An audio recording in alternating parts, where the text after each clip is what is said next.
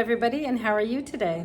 This is Sue McCurdy from Susie Q Designs, and today I'd like to share with you how I store my Stampin' Right markers to save space. So this is a cube in my Calyx unit, and I just store my Stampin' Blends in a plastic case that I got from Michael's, and I just store it on its side, and I labeled it Stampin' Blends so I can easily take it off of the shelf and put it on my desk and then decide which Stampin' Right markers I want to use. So it's very easy to access, and I can fit all of my Stampin' Right markers in there that I have that are current. So this is a project case that I purchased from Michael's a couple of years ago, and it is from the Recollections collection, and it holds 8.5 inch by 11 inch paper, but I'm using it to store all my markers in, and you can see that I have 2 rows on each side, and when I open it up you'll actually see 4 rows. So the measurement on this is 12.9 inches times 12.1 inches by 1.5 inches high.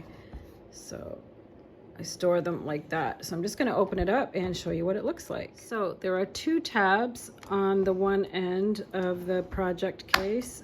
So you just unlock the tabs and then open it up.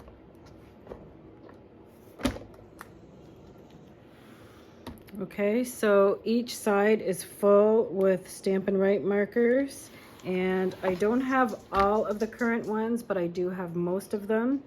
So because the writing is really small on the markers, I have gone ahead and used my labeler to make bigger labels for them, and then I just adhered them to the side of the marker like that. And then I put a little strip of Velcro on each one so that they would stay in.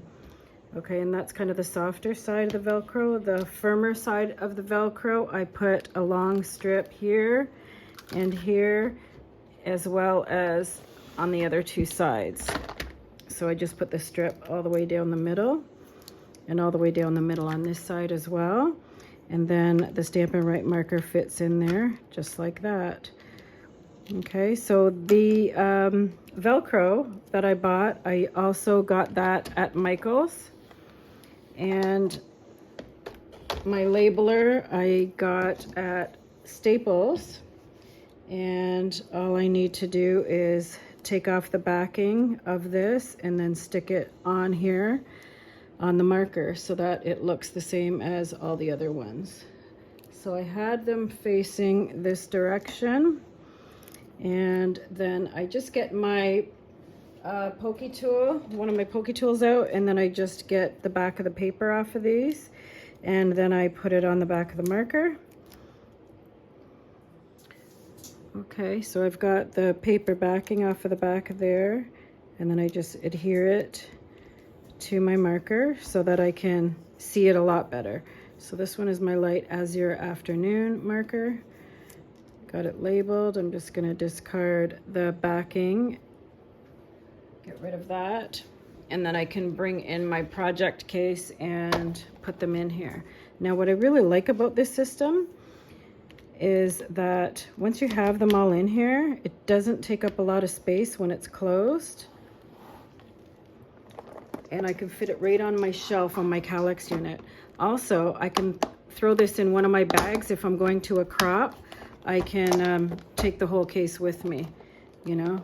Otherwise, I could take out a few that I'm going to use and just bring them in a pencil case or something like that. But this is pretty easy to grab and throw it into a bag.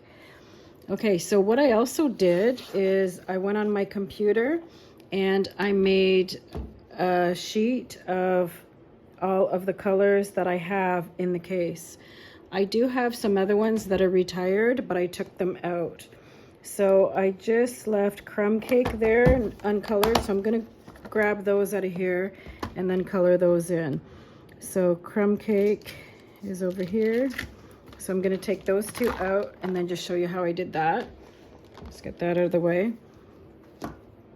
So here's my Crumb Cake light. So I just outlined it with the fine tip side of the marker, and then I colored it in with the brush tip, and I was able to test all of my markers and find out which ones have dried out. And I did find one, the Pumpkin Pie Light, so I need to replace this one because it was too dry. So it was kind of a good thing that I redid this. I did have this printed out on a different sheet that was just computer paper, and it didn't hold up very well. Like, the paper itself was very flimsy. Here, I'll just show you. I have it in my garbage can. So this is my old one, but this is just a piece of, you know, printer paper, but it's very flimsy. So I redid it.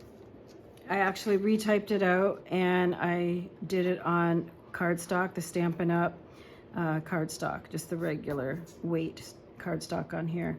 So then I know exactly what each color looks like, and then I just keep that inside the case. So when I'm trying to match, like I can use these as samples to match them to paper or whatever project I'm going to use. Okay, so on my page, I've labeled it Stampin Blends. These are the alcohol ink markers that do blend together when you use them. I just put them kind of in a rainbow order here. This is the order, pretty much the order that I have them in my case. And then beside it, I just wrote these letters which represent the color family that it comes from. So Poppy Parade is from the Brights collection, Cherry Cobblers from the Regals collection, Berry Burst is from the Brights, Petal Pink is from Subtles, and Blackberry Bliss is from Neutrals, Starry Sky is from the In Colors, okay, and so on. So then when I go to find my matching paper, I know which color family to find my paper in. Okay, and this is a very old labeler that I've had for over 20 years. It's a Brother label that comes from Staples, and this has done me very well for 20 years. I highly recommend Brother labelers because they are great. I can change the size, the style, the underlining, the frame, and I use all the different sizes of these. So it's very good. I highly recommend that. Here's the leftover Velcro that I have that I can use for any new markers that I get in. So I just cut it with a scissor across here, and then I can, you know, adhere that to the back of the Stampin' Blend. All right.